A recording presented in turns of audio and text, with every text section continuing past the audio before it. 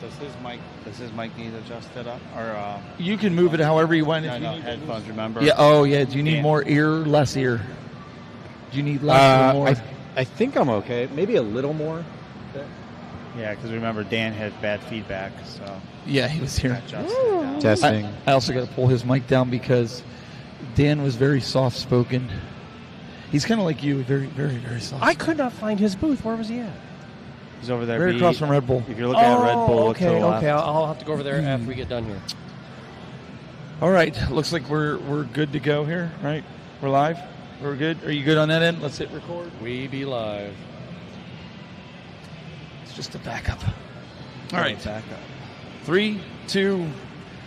All right, guys, it's the 1 o'clock session. Probably going to be the last live session of the day. I know it's been a long weekend here at GDEX, but it's been a great weekend. And yes.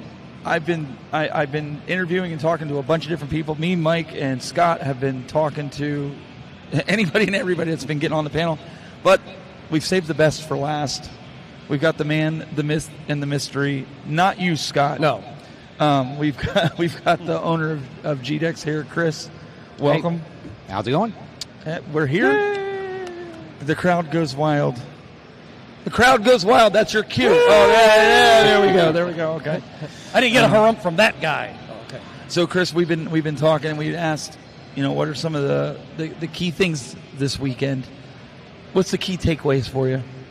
The key takeaways? Takeaways. Oh, and you got a special guest with you. Oh yeah, do you want to? Yeah, can we get a shot on Chris there? Come here. Can we get baby a microphone? Yeah. See if I can get her out of here.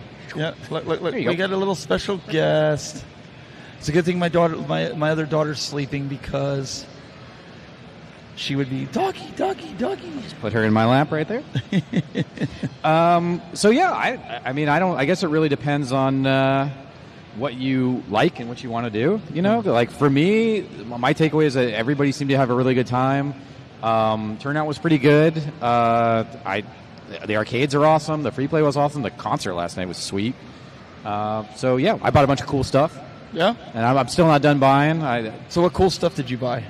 So there's an artist over there that does hand burned art. Oh yeah. So I got a Super Meat Boy thing from him. Paul over there is a graphic artist, and he did a special Metroid print for the weekend, so I bought one of those. There was a really cool Zelda print from another artist that I got, and I've got probably 3 or more purchases I'm going to do, Like, I'm not quite done yet. I've definitely I had a budget, and I've already blown past the budget, so screw it.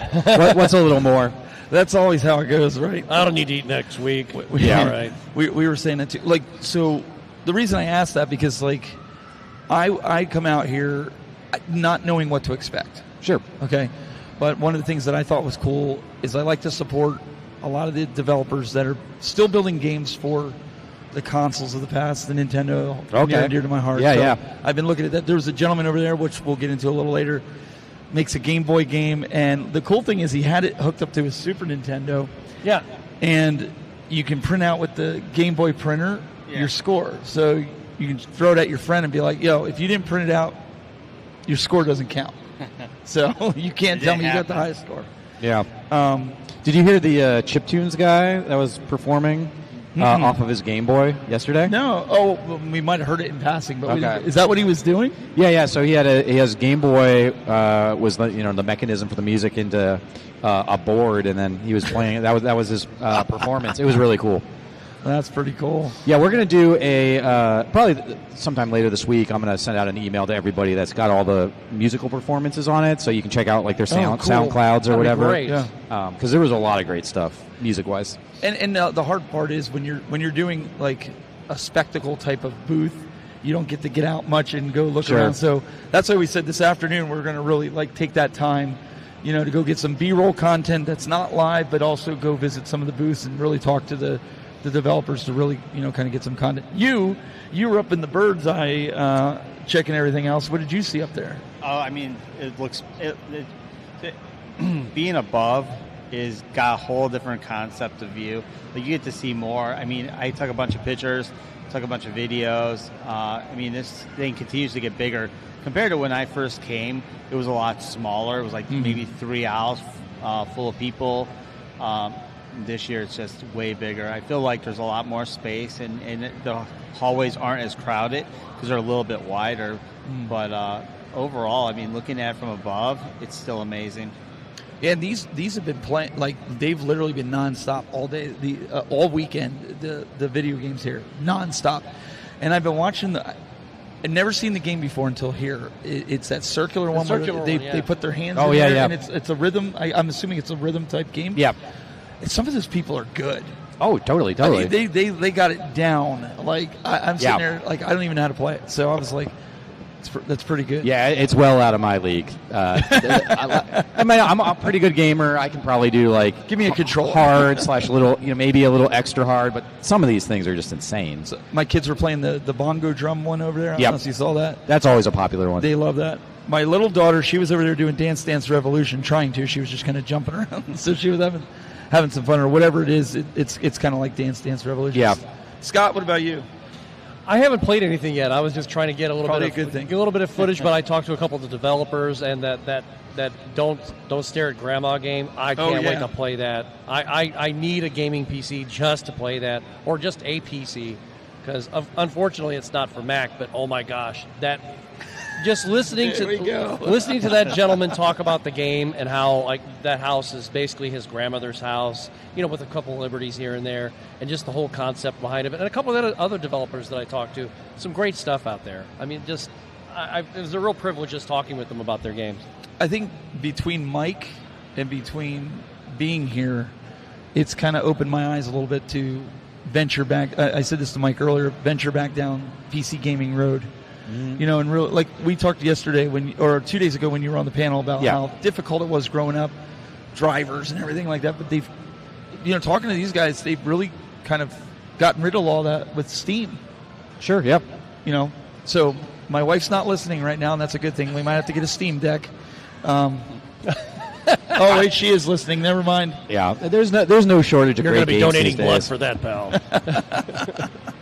But it's neat to see some of these, like, these guys are just giving their all here to put together something that we can relive from a classic console, maybe even on a modern console. It's interesting because even some of the guys I approached, they're like, a lot of the games look retro, so I want to put that out there, but they're only running them on modern. Well, the goal is to eventually get them on modern consoles outside of Steam, right? Yeah. So, well, now from like a game development perspective, now your art and aesthetics are determined by what you want to create, not the technology, right? Like, so, NES era, 8-bit, 16-bit era, that was all pixel graphics because none of those machines could push 3D models. And then we ended up in the 3D realm, and some of the earlier days of the 3D stuff is a little rough. But now, as an artist, as a creative, you get to decide what is the aesthetic I'm going for, and then we have the technology now to do anything. So the question people are going to probably ask is, after GDEX is over, Monday morning, what does Chris do? Tomorrow morning? Well, tomorrow morning I am teaching my game design course at Columbus State, so I'll be teaching. But then usually the week after GDEX, I give the team off. So, most of them will be kind of maybe doing some work here and there around the edges, but we're taking the week off. As you can imagine, he's not going to take the week off. No, I'm not, because there's all these just like little things, little loose ends, like people have to pay, make sure that I've closed everything with the convention center. So I'm going to be doing that a lot, but I am going to try my hardest to take some time off this week. Maybe go see a movie, hang out with a friend, so get some rest.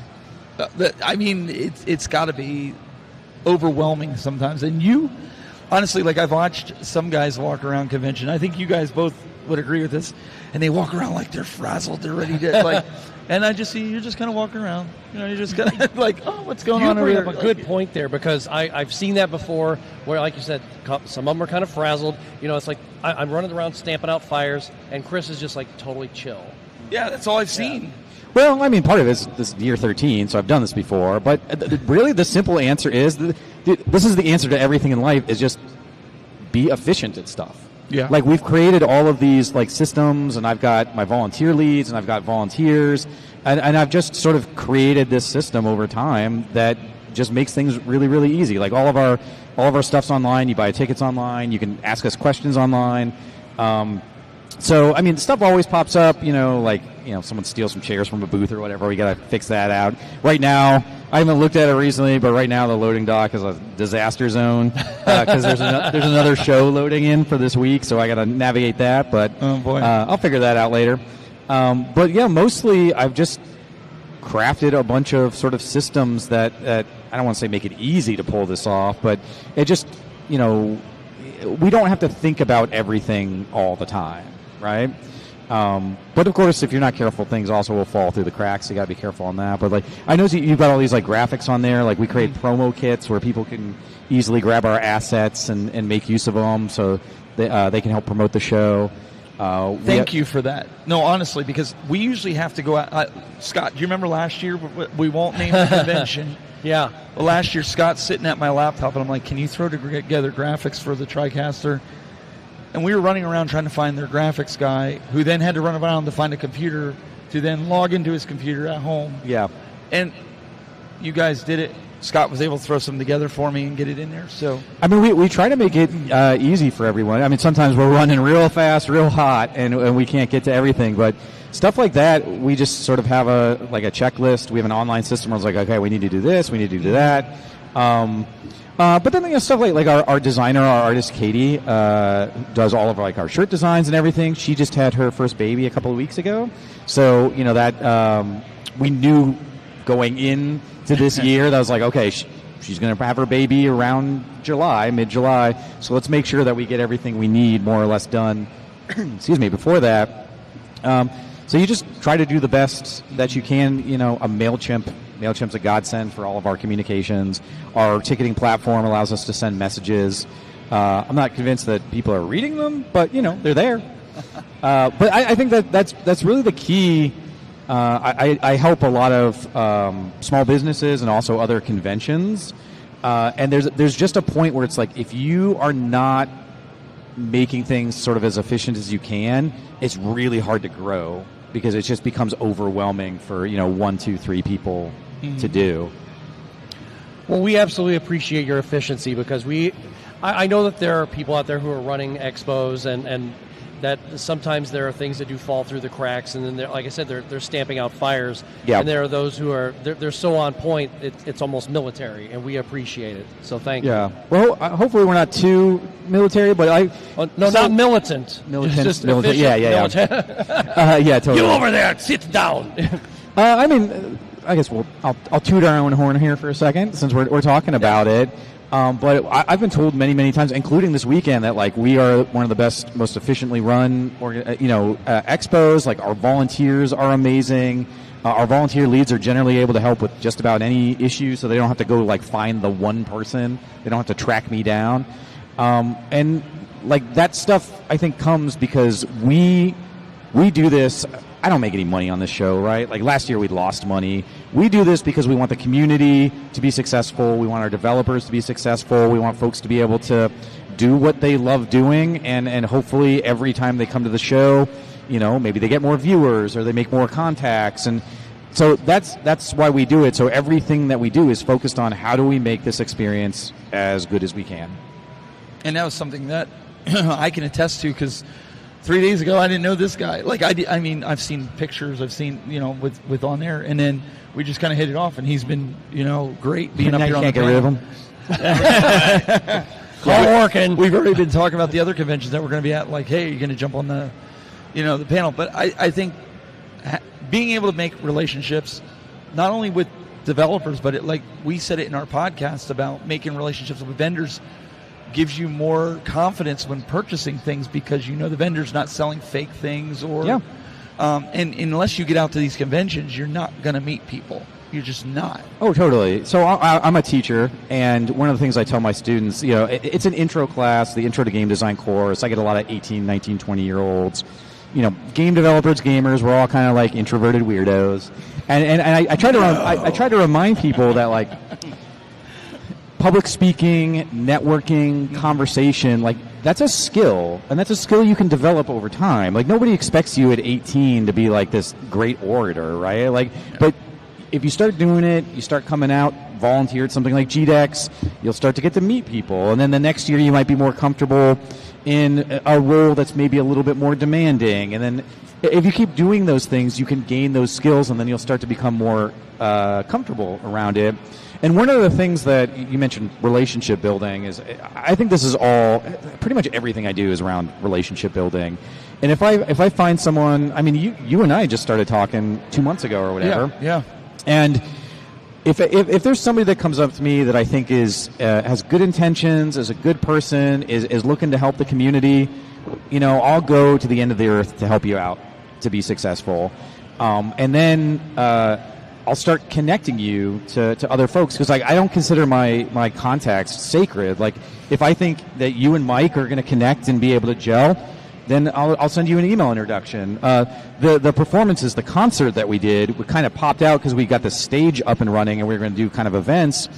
And I was like, we're already putting this stage up for like 3 days. Like, we might as well fill it with something, right? Right. You might as well. And so we put out a call for performers, and then we started navigating who our headline act is going to be, and then we were like, well, let's get some sort of opener. Like, we put that concert together in the past week. Wow. Right? Like, and I was able to be like, okay, I'm going to connect this guy to this guy. So the person that's running the production for the stage, I connected them to our bands so that they could talk shop. Because, like, I'm not. You don't need to know what cable they need. I'm not an audio producer, right? So, like, it doesn't make any sense for me to be in between these things. And I trusted both of them to be able to do that. And I was talking to the guy, Chris, who runs Games Done Legit. He's helped us for years and years and years. I was like, it sounds funny, but like, all this shit's just really simple, which is I trust that the people I work with are professionals and they have good intentions and they're competent, intelligent adults. And so I put them together in a room and like, here's what we're trying to do. Here's the goal. Let me know what you need, right? Like, talk amongst yourselves, figure out like, how do we get these bands up on stage? How do we get like performance? We had, one performer performed on Friday. They just wanted like 20 minutes to kind of just test something out, and they're not performers, right? Like, this is like one of the first times, it might have been the first time they've ever been on stage performing. So they weren't even kind of sure what they needed to do or to ask. And I was like, here's our music producer guy. You talk to him. I'll make it happen. Yeah, if we can make it happen, the stage is yours. Wow. That's what I was talking about. And again, it wasn't to blow smoke. It was literally to say you have. That's an example of you being accommodating. That is something that when you've got a big to do like those guys do with music, you're coming in. You need somebody like that can point you in the right direction. So you're not standing here just twiddling your thumbs, trying to like, okay, what do I do? Totally. Yeah, and this is like, look, I understand the position that I hold. Like, I run GDEX. I'm also the executive director of the Ohio Game Developer Association. Like, I work a lot with like politics and government. Like, I've sort of inadvertently become the face of a lot of game development in Ohio and the Midwest. But like, this ain't the Chris show. Like, this whole thing runs because of the partners and the people that I've brought in to make it work. And like, just all these great developers, like all these great vendors. The Extra Life charity right over there, we've worked with them since pretty much. Just by happenstance, the first year we did GDEX, it was called OGD, Ohio Game Developer Expo.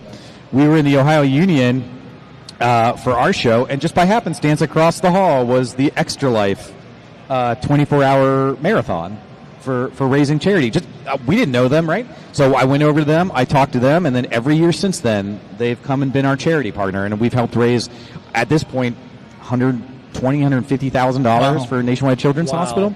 And that just occurred by a happenstance connection where we built a relationship and brought folks over. And so I think that's really what it comes down to is you already hit it, building those meaningful relationships, making sure you're bringing good people into the mix that have good intentions and that you trust, and letting them be successful. So with that, I will openly apologize for introducing you to Dr. Scott. It has been downhill. I figured as much.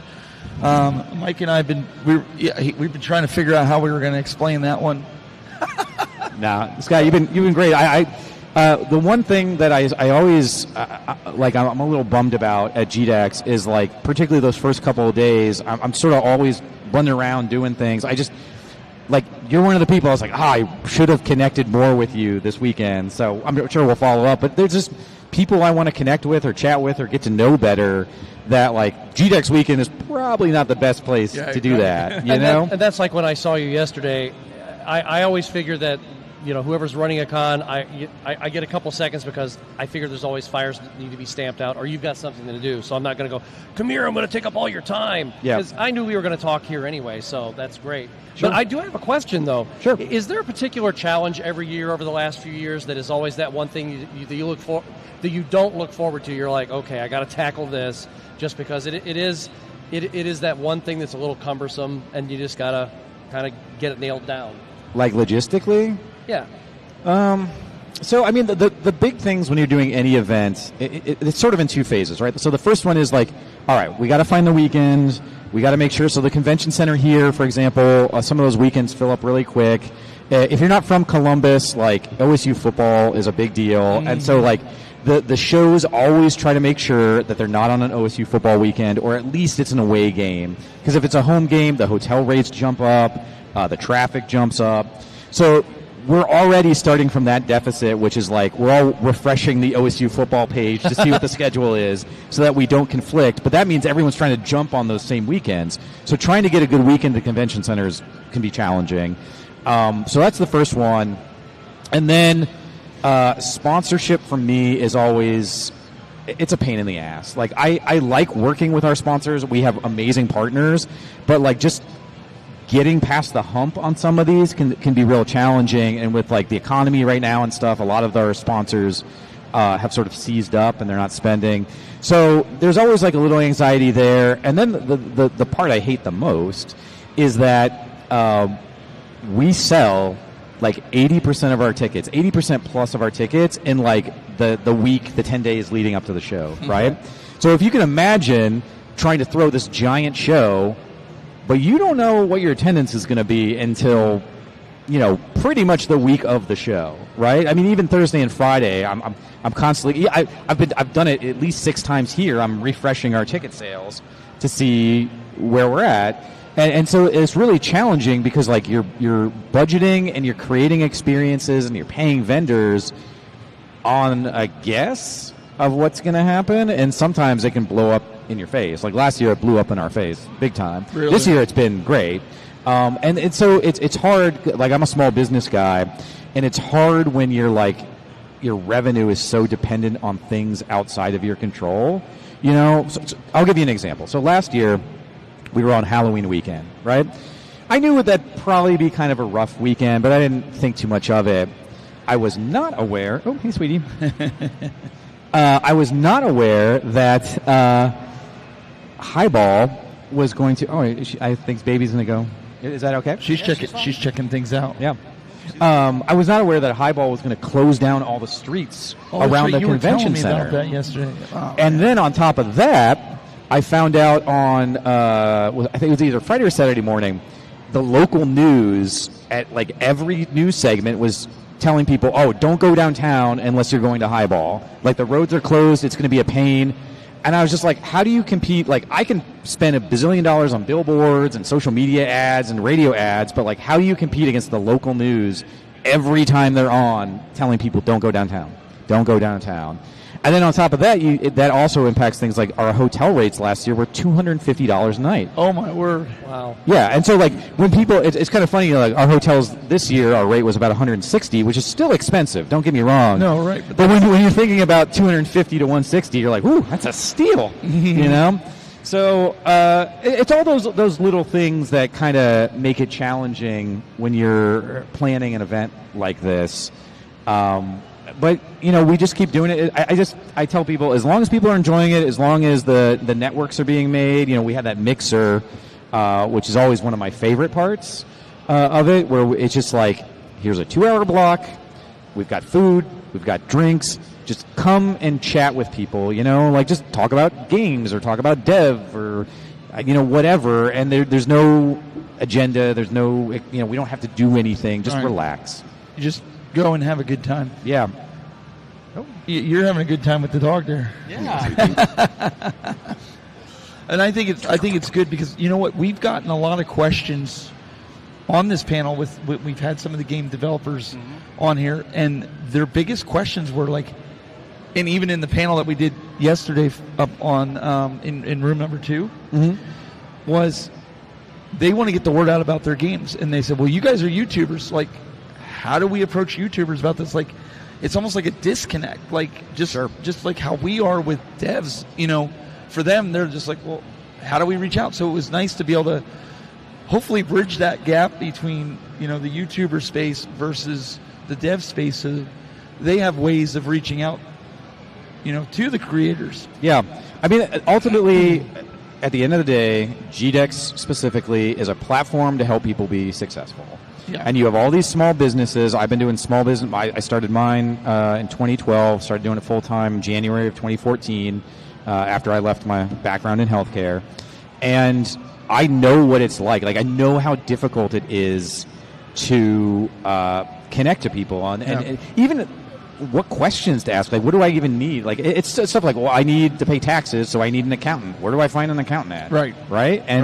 And so I joke that like I've probably spent at least over $1 million I've just wasted over the past 15 years because like I didn't know. Like I tried something.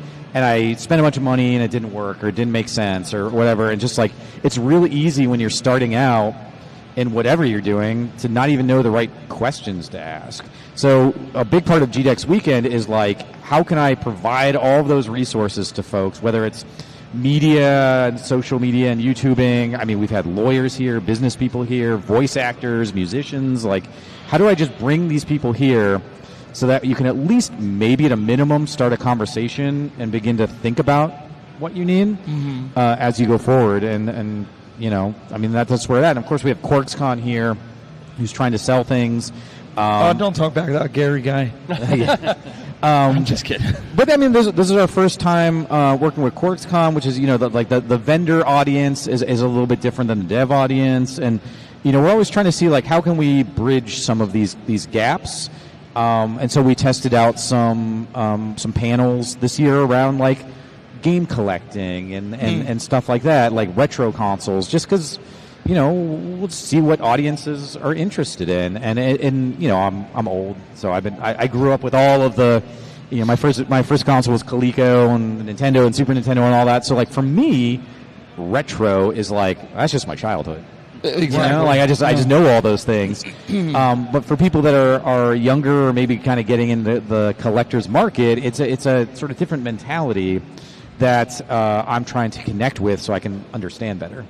Let me ask you, because we were talking about the dev side of everything, and not to get in there, but like we all have our favorite console growing up. What was your favorite console? So my answer is always Super Nintendo when people ask me that. But I think the reality is, if you get rid of the nostalgia and you kind of get your head out of your butt a little bit, the reality is, like, I think the PS5, I have a PS5 Pro. I mean, I think that, like, that console's awesome. Like that's what I was going to ask you. What are you playing now? Like, what's your console? I'm not really playing anything. The PS5 is the console I play the most. Yeah. But you just, like, I mean, you've got PS5 games, PS4 games. You can now stream PS3 games. The console itself is, like, I think sufficiently powerful. Like, I never noticed, like, really any, like, lag or anything. Or, like, the UI is pretty crisp. And so I think there's this tendency, particularly for, like, older folks like us, to be like, the good old days, yada, yada. And there definitely was, there's some truth to that. There's a book, it's called The Paradox of Choice, that I really like. And there was a phrase in there that everything was better back when everything was worse. And there's, like, some truth to that, right? But as far as being a gamer, like, there is no better time to be a gamer than now. There's so many good games out. You can go back and play all the old games. Those are all there. I don't know if you met Henry. He's our volunteer coordinator. He's got the big beard. Yeah, he was out. Yep. Oh, yeah, and he's an author. I didn't know that. Yeah, Amelia Splint is a book he opened the door first this morning. I think his son is also volunteering, right? Both his son and his daughter. Okay, I met his son. He was kind of helping us over here a little bit. Yeah, so he actually, he's got 7 kids, and years ago, he started taking them all through the gaming journey, starting at Nintendo. And so instead of just, like, introducing them to the you know, Fortnite and whatever, he's like, we're going to go through and play these games from Nintendo on and work their way up. which is really interesting because I can see now that they're getting older. Yeah. Like his son Elmo went and spent $1 bazillion in the Korgs area. You can see them; they have a connection to this content now, which is really cool to see. Who does that sound like? I did that with my kids. My son over there, he actually started collecting for the Game Boy Advance. Oh, nice! So he's probably like one of those. 200 or 300 in on that. And I had the. I didn't mean to interrupt. Sorry. No, you're good. You're good. So at COVID, I sold a lot of my stuff because, two things happened. One is I'd moved to a new house, and my friend who I'd lived with, he was like, "You got a bunch of boxes in here. Can you get rid of this shit?" And I'm like, "Sure." And then at the same time, my parents moved out of our family home, and they're like, "You have a bunch of boxes here. Can you get rid of this?" And I was like, "Sure." So there was a period in my house where my entire kitchen was just filled with boxes of and your wife loved you for it. Yeah, exactly. It was just all old Nintendo games, all the Super Nintendo games, all that stuff, right? And I got to the point where I was like, okay, I got to be a responsible adult here and start selling these things. And my Game Boy, my purple Game Boy Color in box, I had all the manuals I sold. And I was just like, man, I shouldn't have sold that. I just love that purple color, you know? Right. Like, even if I never touched that to play it, I just really loved that. Did you buy your childhood back? Did you get it back? No. I'm really kicking myself. I also sold Chrono Trigger and Super Mario RPG, two of my favorite games for Super Nintendo. And I'm kicking myself that I did that. I really wish I hadn't have done that. But I still got a bunch of cool stuff, too. I got a bunch of, what do you call them, strategy guides and things. They say I have my 7th Guest strategy guide. I'm not letting that go. 7th Guest is one of my favorite games, too. But anyway, that didn't have anything to do with anything. I'm just a rambling man. I was just adjusting a little bit of audio here. She was saying you were sounding a little muffled. He sounded good to us up here. So. I'm sounding muffled. No, I fixed it. I just pulled it down a little bit. Probably out there. So it might be I'm also losing my voice here. Yeah. So we got the Halls, folks. Yeah. Shout out to Halls. No, just kidding. Yeah. So you're going to get a crate of them. Hey, you never know. I mean, listen. As much talking as you do, we did 4 yesterday, 4 on Friday. We did two today. Toby. Yeah, two. Plus all the behind the scenes content that we walked around. We did a lot between all of us. Can I ask you guys a question while we're here? Sure. Sweet. So this is your first time at the show. I'd be curious, what were some of the things that caught your attention that were your favorite, and also if you join us again next year, what would you love to see? Go ahead, Scott. We'll let you go first. Well, I mean, of course, we have the Korgs vendors and stuff here, but the one thing that I liked. There was one guy, he had these really awesome horror prints, but I didn't get to go back over to him because he's not here today. But however, when I was over here in the Dev Row, there was a couple really cool games that I got to talk with the developers about, and one of them was it was the Viridian Expanse. And the guy's name was Scott. He's the developer, but he was really cool, and we got to chatting about the game. And it's so cool. And I really haven't had an opportunity to really talk to anybody like that before, and I really enjoyed that because now I've talked to a couple of people who are actually creating these games. And then there's Don't Stare at Grandma. Now that game's coming out, and I think he said 7 weeks. I was like, oh, that's great, 7 weeks. So and then I did speak with the gentleman that had the Super Game Boy 2s there. Oh yeah. With the Game Boy. We're playing with the Game Boy games, and those were cool too. Those were really cool. So I really enjoyed that, and I would really look forward to, even if there's any other indie developers at any other cons, I will feel a little more comfortable approaching them now. But now that is the bulk of what's here, that was great, and I can't wait to talk to a couple more of them. Go ahead, I'll let you go since. Oh, he asked for you first-timers, not me. Oh, first-timers? No, I want your input too. All right. Do you want to go? I always do it. Yeah. Because when I'm hosting something, I always try to let the guests go and everything.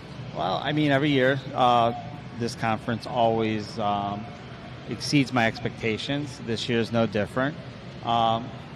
Honestly, I love everything that we've done. I would think that when we do it next year, maybe move the arcades a little bit more to this one side so they're not too far this way. But I love the big screens, and I did see quite a few people over at the big screens. I think that my suggestion would be is if we could get another big screen or two, or like do something with the gaming, pull more of the gamers on this side. I think it would be kind of cool. But I mean, otherwise, there's no complaints. I haven't heard anybody complain at this one. I haven't seen any issues, no arguing, no nothing. I mean, it's been a really cool conference. So I mean, you did a great job as Thanks. always.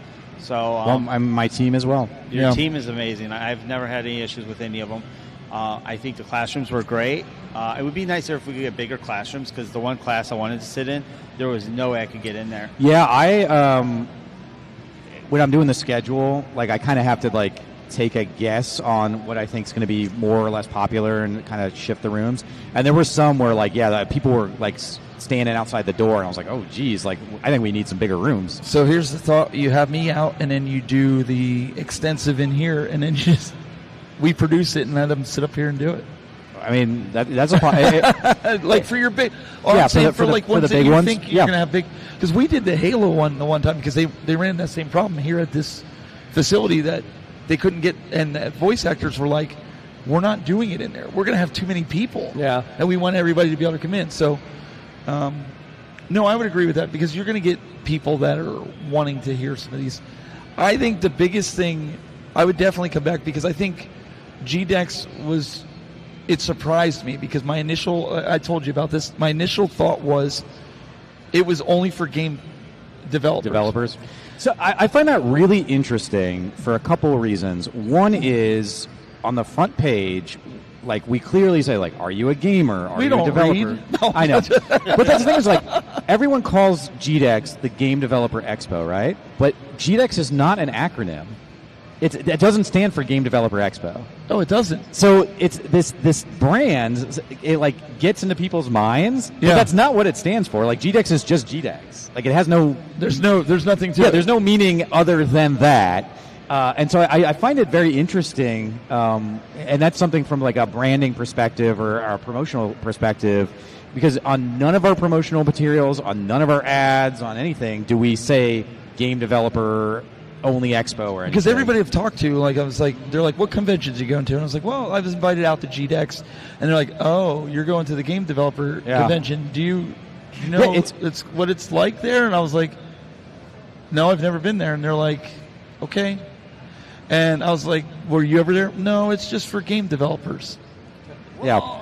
I'm just saying that's the stigma, and I think totally. I want to help you this year, even through the podcast, to get the word out that this is not a game developer. I mean, yeah, you got game developers, it is. But it's not. You have to be a game developer. It is a convention for game developers, where for sure, right? For showcasing their products. Yeah, but also there's so many awesome. Like, have you guys played Gnome Invasion, that VR tower defense game? I saw that over there. Yeah, like that game's awesome. Like you talked about Grandma, that game is awesome. Like Kindred Fates is. I mean, I could just go through the list and name them all because they're all like. There's so many great games here, but like.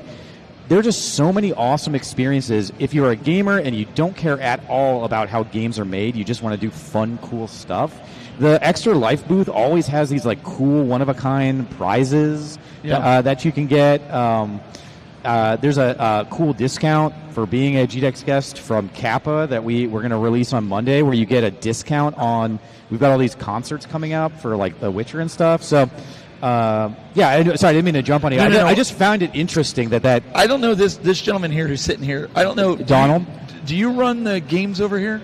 Is that your thing? Yeah, he runs the arcades. I want to give you a shout out because I'll tell you what. I was sitting here doing this the broadcast here, and my little almost 2-year-old was over there trying to do the dance, and I want to say this because a lot of the guys, they'll be like, oh no, get off of there, don't.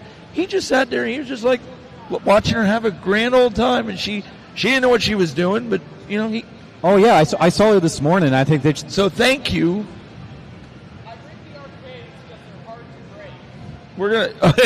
Can you take him a microphone over there? Welcome. We'll give him a microphone so people online can hear you. Oh, I just bring the arcades because they're hard to break. Or they're very easy. But some people, we know, and my wife will tell you, they frown on that. They, like, hey, watch your kid. Don't, that's not made for their age, So, 250-pound guy, 235-pound guy like me. I do. They yell at him, too. Yeah. I mean, I get on there, act like a dork. I'm going to destroy the thing, but a little kid, she's not. And I love watching her over there just goofing around on it. Yeah, something. So the dancing. I just wanted to say thank you. I really appreciate that. The dancing games, they're designed to handle 500-pound people. Wow. Oh gosh, I got to gain some weight and go over there and try it. All right. I've seen people. GDEX 2026. You heard it here. So. Here comes Dr. Scott. And he here's just the had a other bucket thing. of wings. I'm going to plug him again, and he didn't. He came over to me when we were setting up, and he goes, "Hey, are you streaming music, or what are you doing?" And I told him, "Oh, we're doing a podcast." Yeah. And he says, "So I'll tell you what I'm going to do. I'm going to move the rhythm games down this way, so they don't interfere with what you're doing." Mm-hmm. Like just simple things like that. Like you said, people being adults, Yeah. so that it doesn't ruin the experience for them. And Donald's a professional. So I tried to be. I saw him sit down. And I just wanted to throw that out there because to somebody like me who's new, but also doing something kind of unique. Yeah. It's huge. It really is. And this is an example of what we were talking about before that you mentioned about relationship building. Like I didn't know Donald at all until last year, and he helped me out. Last year, attendance-wise, was like the worst year we ever had, and I would fully expect him to be like, "All right, we're cool," But like he helped cultivate again this year something really, really special, and that's a result of multiple years of building this relationship and also figuring things out, what works, what doesn't work, and whatnot. So I'm grateful to you. I think he needs to create like a one of those automatic off buttons for the Mario Kart. Because Scott's been yelling at everybody that's on the Mario Kart going, "You suck, you get," like he's just messing with them. I never told anybody they suck. And they don't pay attention. I'm trying to get you in trouble. That's why I said it. So he can hit a button and it shuts off the he machine. Sucks. I mean, come on. He has to sit so far up on the seat. And now that's being poor kid. No. But thank you again. Thank you so much. No problem. Thanks, Donald. So one of the things I would say I would love to see, and this is just from my perspective. Please. Again, now that you're getting the word out that this is more like a convention, a family event, maybe have something, for the younger kids too that they can access easily. We were talking about sometimes people don't think about that age of like 5 and under. Now that I'm in that boat again, that's the thing. Like I said, what I was worried about with her over there getting in the way or something. And I know there's liability when you get those bounce houses and things like that. But I think when parents have something for their kids, they're more apt to coming in knowing that the kid's safe in the building because you've made that safe. Yeah. That they can go and kind of play and rotate in and out of whatever it is that they're doing. That would be cool to see. Yeah, we're always so. The reality is that there's a balance between experiences and not, because every experience you got to pay for, right? Sure. So we have things like kids 12 and under are free. Yep. And then we worked with Red Bull. They've got the Tetris pieces over there, and I've seen a lot of kids been going over there. Yeah, they've been letting them. I just thought it was just playing with the pieces and stuff. But every year we talk about, okay, how can we add some more experiences for younger kids, so that they can really come in and have fun. Like I know with the Wii, you got that. I know my daughter. We have a. I'm up near Hubbard, so in the Eastwood Mall they have the Kinect, and they portray it at the aquarium. And the kids, when they step on the ground, it like does things with the fish. Even simple things like that, I'm putting out to like the game guys. If there's something that they can do, that the kids can play where they're not breaking anything, but it's like a visual experience like that. Yeah. You don't need to get the bounce houses and all that stuff, but I'm saying things like that, they can go and have a ball and they're making splashes in the water. Absolutely. Virtually. I think that would be ideal. But I do want to say, for having the hotel connected, for us, that's huge. Yeah. The food, we've been eating at the food court. It's not unreasonable. Have you gone into North Market? Well, we haven't gotten to it when it's open. Okay. So it's been. You should definitely check out the North Market. But like Subway, we did Subway for lunch. It wasn't ridiculously expensive like some places. So I think that's huge, because one of the things we were talking about, what was it, yesterday? Yeah. Where we said about what makes or break a convention. And some of the conventions we've been to, again, food is super. And I know you don't have control over that. Yeah, no, but it's where you hold the. Yeah, so I totally hear you, and I actually like 8 bottles or $6 for a bottle of water. Like, you can't do that. We talked about that on the phone. Oh yeah, absolutely. I really enjoy working with the convention center staff. Like, they're really cool, and they help me out as they can. But there's also just certain things that like we can't. Right. There's just a cost, right?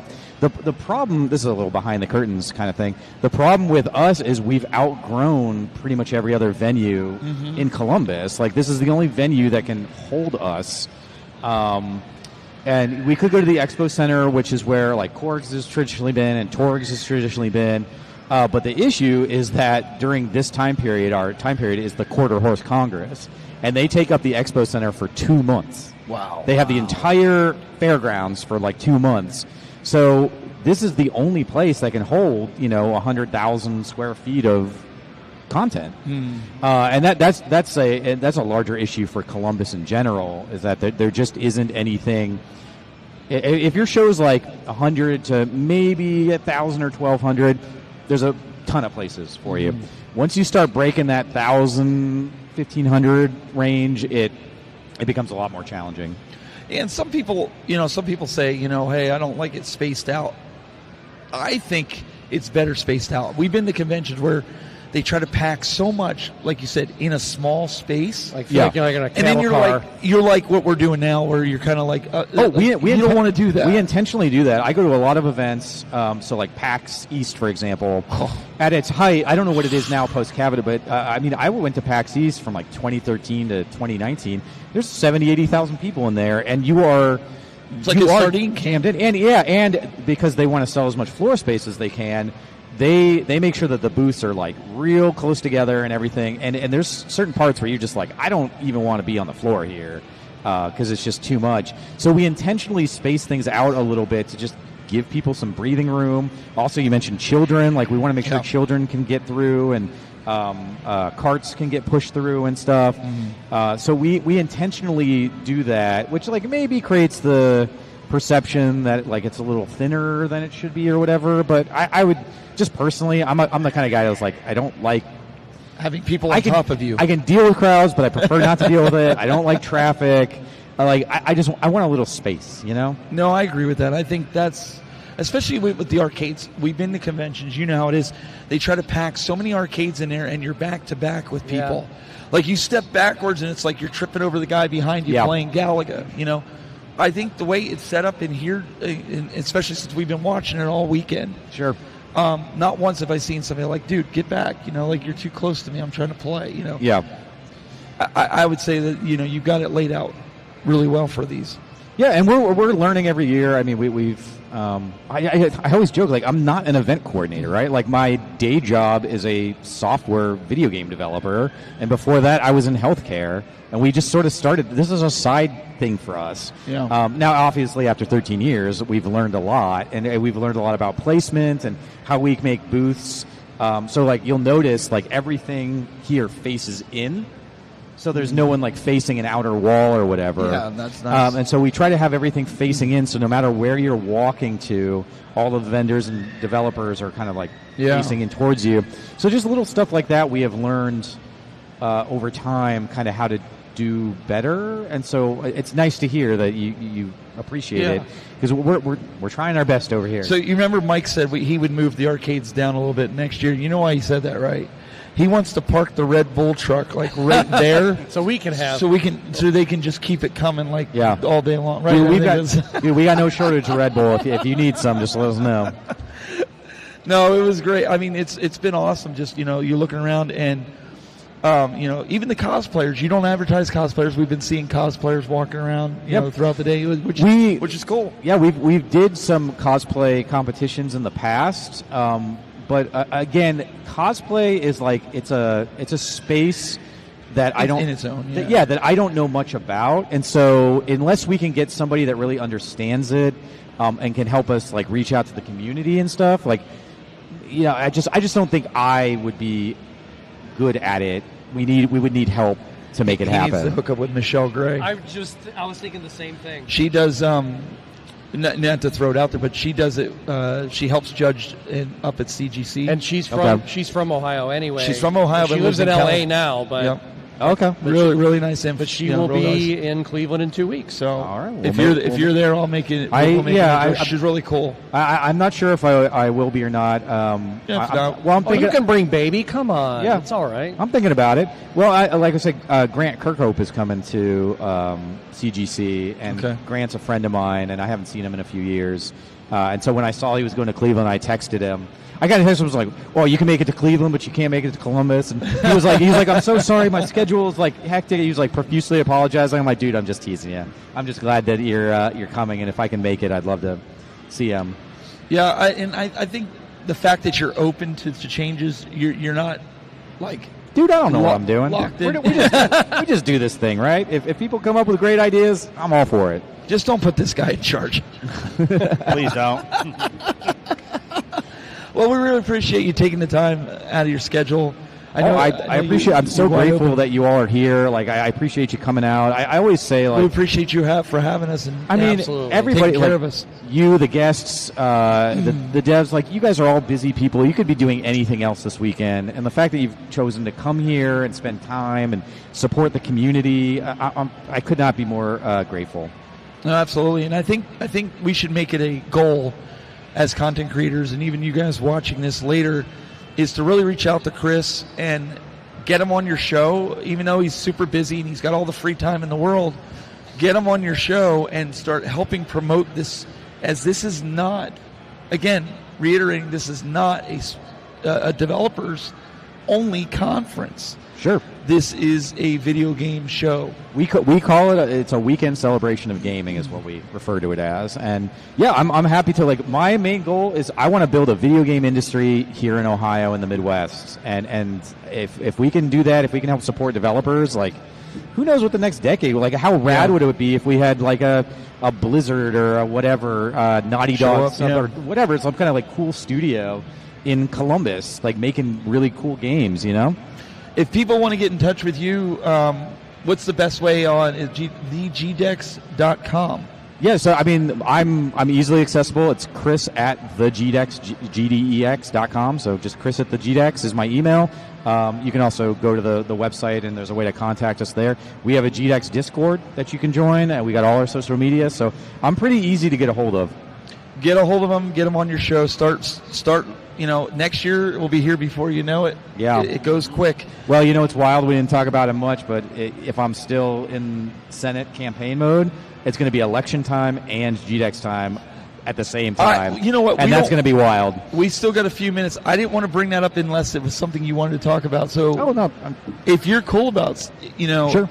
So why don't you tell the people, you are running for U.S. Senate, right? Yeah, I'm running for federal Senate in Ohio. So there's a special election. For folks who don't know, there's a special election in Ohio because our senator was J.D. Vance, and so he's now currently vice president, which opened the seat up. Mm-hmm. And the way it works here is the governor gets to appoint somebody for 2 years, and then we have a 2-year term as J.D. Vance's term. That's going to be open, and so there's an election next year in 2026, and so we can talk about this later on, but like with the reasons why I'm running or whatever. But sure. The main thing I'm kind of just mentioning in this context is that the video game industry overall is the largest entertainment industry in the United States, in the world. It's bigger than music and movies combined times 2, right? Wow. And there's nobody in Congress that understands this industry at all. So just having, I think, somebody that understands video games, understands, the internet, web development, app development, AI is obviously a big thing that's going to become very important. And, having a voice in there that can have those conversations. I mean, you've seen some of these, like when Mark Zuckerberg is up at a Senate hearing or whatever, and the senators are asking questions, and you're like, it's obvious you guys have no idea what you're talking about. Yeah. And you can see it on, like, Mark Zuckerberg's face. He's like, I don't even know how to answer that question because that question is so stupid that, like, I can't even begin to answer that question. And so I think it's important to have people that understand it, but also just, like, how cool would it be to have a gamer in Congress? Well, I think since you're part of the community, you're not just a con runner, you're part of the gaming community. I think it's important for the gamers to know that this is a passion of yours as well, to go out there, get out there and vote, because you getting that spot, that would be huge. Yeah, absolutely. And when you're elected and you're on one of those committees and Zuckerberg is there, you can say, I think your game is over, Mr. Zuckerberg, and show him out of the building. Yeah, exactly. Meta what? So what would that mean for GDEX? Would that I don't know, man. I have to figure that all out. Like, obviously, there's many steps between here and there, right? Getting elected. Yeah. There's going to be a primary. There'll be the election. Yada yada. But I think at the end of the day, if that were to happen, I would make sure that GDEX and the community are in good hands, because this is important to me. This means something. No. Mike's got his hands up. Mike's hands. My hands. Exactly. Oh, man. But if you want to follow me on that, and again, I don't view politics in the way that I think traditionally is. I think politics is just a way to make our lives better. And so if you're interested in following me on that, it's volpeforamerica.com. Again, also very accessible. My email is there. You can send us messages. But happy to talk about anything and everything. No, I think that's important. I didn't know if you wanted to bring it up in this space. I didn't care. It is kind of weird just because politics is so like visceral and right now. Some people are just like, I want to keep the two separate. Yeah, and so I do try to keep them separate a little bit, but also like I'm not trying to like trick anyone or harm anyone. Like what I'm trying to do is make the world a better place, the kind of place I want to live in. And so I always say, like, I'm not trying to convince you of anything. I'm not even trying to convince you to vote for me. Like, all I'm really asking is for you to trust that I've got your back, and that as we go forward, I'm going to try to fight for you and make the world a better place. And if you can do that, if you can trust me, then like I think we can do some awesome things together. And if for whatever reason you can't, like, that's cool too. I think those that have seen you, and I know this is our first experience with you, how can you not vote for somebody that you've experienced them? You know what I mean? Like, I think you'd have a lot of the community behind you that know you, that experienced it. I mean, because people can blow smoke. Sure. And they can, put on a face, but yeah, seeing is believing. I mean, there's nothing you can do in a campaign, I really appreciate you saying that. I appreciate the kindness, and I sort of joke as like, I don't know if any of this is a good like campaign strategy, but like I run a video game convention. Well, no, just the idea that I just talk to people and I listen and I'm just like, hey, tell me what's on your mind, and we'll talk about whatever, And if that works, and you feel like we had a good conversation, then sounds great. Well, again, there you guys go. You guys got anything you want to add to that, or vote for Chris? I'll set the world to free play. Yeah, there you go. No, but I definitely think don't do that. That's cheesy. If he has the time and he's opening himself up, and you can get him on to help spread the word to the community, to get out here. Yeah, GDEX, you need to do that. I really appreciate any help about spreading the word about GDEX, helping to build this community up, because I really firmly believe that we have created something special here, and with some help, I think we could make something that like we could be having this conversation in 10 years and be like, man, look what we did, Yeah. And we're all doing it together. That's the cool thing. This isn't the Chris show. Like, this is a community effort. Well, that's what, like, I was telling Gary, there were some other local content creators in Ohio that you didn't even know about. Yeah. I had them. I was like, you guys need to come out, and we're going to be. He's like, oh, you're going to be there? Okay. Well, then they came out. They were here yesterday, and they were going around filming. Awesome. Because, again, they're close friends of ours. Or, they're we're all friends together, even though we're content creators. Everybody thinks that we're competition with each other or whatever. Yeah, stupid. The game dev world's the same way, where it's like, I know we want to wrap up here, but technically we are kind of in competition with each other, because there's only so many games that can be sold. But really, at the end of the day, like, we're helping each other out. And that's it. I think one of the cool things about gaming is it's not like buying a car, right? You go and buy a car for your family. Gamers buy a lot of games. Like, I'm sure each one of us, our Steam list or our PlayStation list or whatever, is probably more games. Mm-hmm. And like, if we stopped working now, we probably have enough games to get us through the rest of our life. Just in our like Steam lists and wish lists alone, right? So, I'm more of a let's just get together, help each other out, and it'll kind of come out in the wash, I think. So there you guys go. You can get a hold of them at thegdex.com or Chris at thegdex.com. What about this guy here? He talks too much. I do not talk too much. That's the point. I am happy to see GDEX 2025 succeed this year. I can't wait for GDEX 2026. can't wait to hang out with Chris again Yep. and his dog. We did a podcast together Yes. 3 or 4 weeks ago. That was really fun. A little while ago, we did a podcast together. And like I said, me and him working together to like push the word for GDEX. I mean, it looks good this year, and I'm hoping next year to double our attendance. You know? Oh, let's do it. Let's do it. Let's push it. Well, thank you, gentlemen, really for having me on.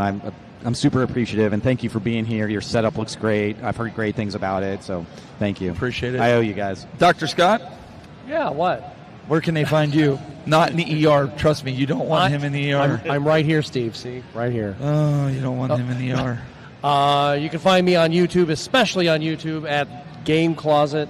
And, of course, on Facebook, I think it's Game Closet Retro, I believe, or something like that. He just found that out this morning. We were doing on a short, Instagram, and we're like, what is it? He's like, I don't know. I have to look. Well, and I tried doing it on the once. He goes, oh, that's taken. I'm like, well, now what?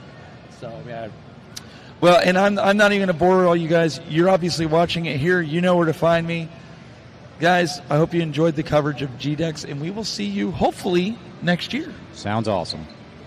Take care.